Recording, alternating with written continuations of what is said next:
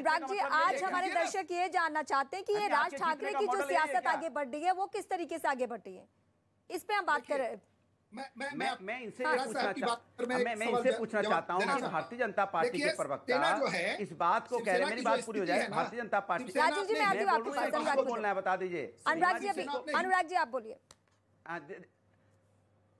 देखिए, अभी भारतीय जनता पार्टी के प्रवक्ता कह रहे थे कि उत्तर प्रदेश में हम जीत गए हैं। उत्तर प्रदेश में जीतने का मतलब ये नहीं होता है कि हम महंगाई बढ़ा देंगे। उत्तर प्रदेश में जीतने का मतलब नहीं होगा कि बेरोजगारी बढ़ा देंगे। उत्तर प्रदेश में जीतने का मतलब नहीं होता कि मेरठ में सरेआम चाकू से गोद की हत्या की जाएगी। जीतने का मतलब ये नहीं होता है कि आप यहाँ पे कोई पब में जाएगा, नोएडा में पीट के मार डालेंगे। जीतने का मतलब ये नहीं होता कि बेटी को आप अगर पुलिस जाएगी वहां पे दबिश डालें तो बेटी को पीट के मार डालेंगे। जीतने का मतलब ये नहीं होता है। अनुराग जी, ये महाराष्ट्र में जो हो रहा है उसके बारे में हमें जाने 48 घंटे का अल्टीमेटम लगेगी, सरकार गुंडागर्दी करने लगेगी, ये जीतने का मतलब है। तो इसको जीत के अगर आप खुश होना चाहते हो तो आपको बधाई। आप कुछ कहना मैं आपको बधाई देता हूं गुंडागर्दी करने पे। अगर आप सोचते हैं कि आदरणीय अनुराग जी, गुंडों के प्रवक्ता बोल रहे हैं, जीत मिली है तो आप आदरणीय अनुराग जी, मैं अपनी बात रख लेती हूँ।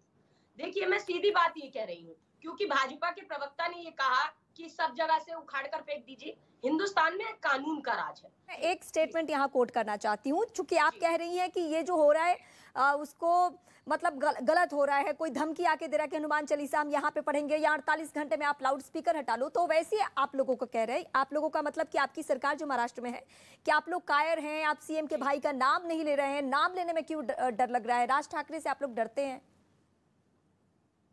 नहीं, देखिए, मैं सीधी बात कहूंगी। पहले मैं भाजपा के जो प्रवक्ता उनको जवाब देना चाह रही थी। मैं ये इसलिए कह रही हूँ कि हनुमान जी को ये कभी खुश नहीं कर पाएंगे। उसका कारण ये है कि हनुमान जी जिनके परम भक्त हैं, जो मानवता की एकता का प्रतीक, मर्यादा पुरुषोत्तम भगवान राम जी, उनकी तुलना राम से करने वाले को राज्यसभा भेज देते हैं। और जो माता कौशल्या के सत्यत्व पर प्रश्न उठाते हुए संजय निषाद ये कह देते हैं कि भगवान राम तो दशरथ के पुत्री नहीं थे, उनको ये कैबिनेट मिनिस्टर बनाते हैं। इनके मंत्री जाकर सीता माता का अस्तित्व नकार देते हैं संसद के अंदर। तो ऐसे व्यक्तियों से भगवान हनुमान जी तो भगवान राम के बारे में एक अपमानजनक शब्द नहीं सुन सकते। अरे इनसे कहाँ कुछ होंगे हनुमान जी? तो इसीलिए आप हनुमान चालीसा का पाठ कर लीजिए, कुछ भी कर लीजिए, आपका कुछ नहीं होगा। और आप मैं अंतिम में ये साधना जी, देखिए, मैं फिर आप कुछ और बात करिए, मैं कुछ और पूछ रही हूँ आपसे। मेरा सीधा सवाल आपसे ये है कि ओवैसी ने अब सीधे सीधे ये कहना शुरू कर दिया है। आप देखिए कि अगर आप लाउड स्पीकर को लेकर अगर स्टैंड नहीं ले रहे, आप खुल के ना बोलिए, लेकिन समझ में आता है कि आप नहीं चाहते इस मामले में घुसना। लेकिन अगर ओवैसी कौन है? वो रहनुमा बनने की कोशिश करते हैं मुस्लिमों की, लेकिन आप अगर यहाँ स्टैंड नहीं ले रहे हैं तो वो कह रहे हैं कि आप राज ठाकरे से डर रहे हैं, आप लोगों को डर लग रहा है। क्यों नहीं? मतलब राज ठाकरे जी नेता ही है ना। हाँ, कोई गुंडे हैं क्या जो उनसे डरा जाए? हाँ। और दूसरी बात, ओवैसी जी की बात कर रही हैं। ओवैसी तो कुछ तेलंगाना में अपनी सरकार नहीं बना पाते, जिता नहीं पाते। वह टी राजा लोध भाजपा के इकलौते विधायक, उन्हीं की लोकसभा सीट के जो अंतर्गत विधानसभा आती है उससे जीत के विधायक बनकर आते हैं। उन्हें तो हरा नहीं पाते, यहाँ पर आकर भोंपू बजा रहे हैं। नहीं तो मतलब डर नहीं लगता है ना राज ठाकरे से? साधना भारती डर नहीं लगता है ना? देखिए, हिंदुस्तान में देखिए, साधना भारती को डर लगता है। नहीं, आपकी सरकार को, साधना जी को नहीं, कांग्रेस पार्टी को डर लगता है। साधना जी को नहीं, आपकी सरकार को। साधना भारती, अगर राज ठाकरे भी कुछ कह रहे हैं, धमकी दे रहे हैं, चेतावनी दे रहे हैं, तो क्या हम बीजेपी माने? बिल्कुल। और कौन, किसको मानेंगे आप? राज ठाकरे जी को अचानक कैसे याद आ गया? और मैं पूछ तो रही हूँ, मोदी डॉली दमाई के हत्यारों के राजीव जी जवाब दीजिए। भाजपा के प्रवक्ता कहाँ सो रहे हैं? राज ठाकरे का हर स्टेप और आपके ऊपर आरोप, दीजिए जवाब। देखिए, जहां तक राज ठाकरे साहब कर रहे हैं, उनकी अपनी एक पार्टी है, बागीश भाई हमारे बैठे हुए हैं, वो बनसे की बात करेंगे। लेकिन मैं एक बात बताना चाहता हूं कि जब रजा अकेडमी के गुंडों ने रोहिंग्या के नाम पे जो प्रदर्शन किया और हमारी मराठी बहनों के साथ जो गलत काम हुआ था ये आजाद मैदान में, जब इनकी सरकार थी कांग्रेसी और एनसीपी वालों की, उस दिन भी राज साहब ठाकरे ने एक बड़ा मोर्चा लिया था। मैं नहीं कह रहा हूँ, भाजपा ने भी विरोध प्रदर्शन किया था, उन्होंने भी किया था। देखिए, ये जो विषय है ना, ये बहुत गंभीर है।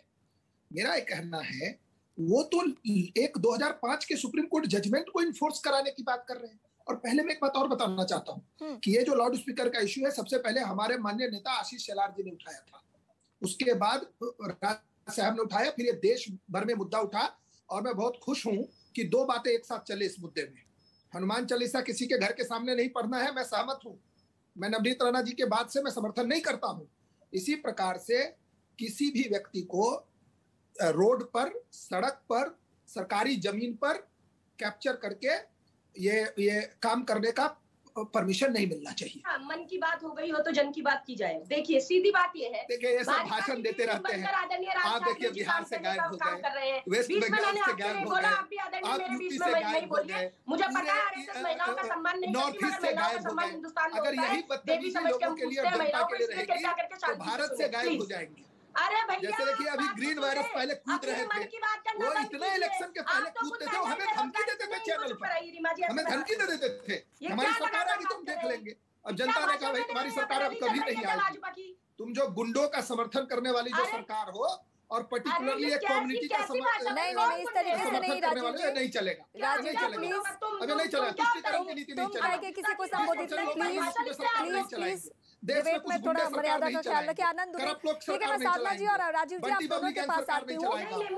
सोनिया गांधी मैं बस पहले आनंद दुबे से बात कर लेती हूँ। साधना जी मैं आप ही के पास आऊंगी। आनंद दुबे, ये जो सारे एलिगेशन लग रहे हैं वो जाहिर सी बात है कि आपकी सरकार है और मुख्यमंत्री का चेहरा उद्धव ठाकरे हैं, तो सवाल आपसे पूछा ही जा रहा है, तो आप दीजिए जवाब। देखिए सबसे पहले तो आपको बता दूं कि राज ठाकरे जी को बहुत ज्यादा महत्व देने की आवश्यकता नहीं है।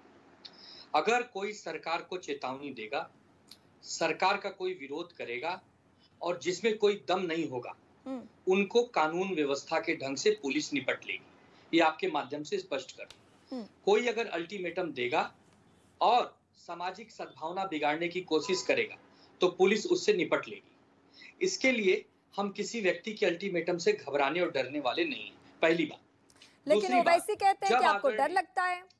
ओवैसी तो बी टीम है बीजेपी का। हाँ। ओवैसी जो है वो बी टीम है।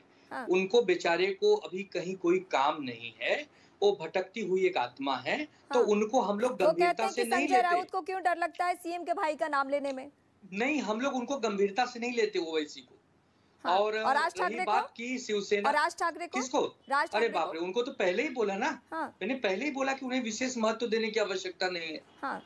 वो एक अच्छे प्रवचनकारी हैं जिन्हें सुनने के लिए बहुत सारी भीड़ आती है, लेकिन सुनने के बाद सब घर चले जाते हैं। सामाजिक और राजनीतिक जीवन में यदि आपको समर्थन नहीं मिल रहा, वोट नहीं मिल रहे, आपकी सरकार नहीं बन रही, तब मतलब क्या है आपके इस प्रवचन? शिवसेना राज ठाकरे को सीरियस नहीं लेती है।